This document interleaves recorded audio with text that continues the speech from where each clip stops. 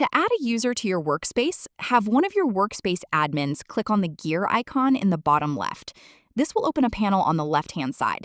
Then click on Workspace Users. It'll take you to this page. From here, you can click on Invite a new user. A new window will appear where you can indicate the emails of the users you want to add. These emails must be comma separated. You can choose if you'd like to skip the invitation process as well. There's different access levels available. Keep in mind that all users added through this window will have access to all spaces within your workspace. There's 3 access levels: Admin, Designer, which allows access to your flows, and Viewer Access, which only allows access to view all dashboards. You have the option to add user attributes for a specific or multiple spaces.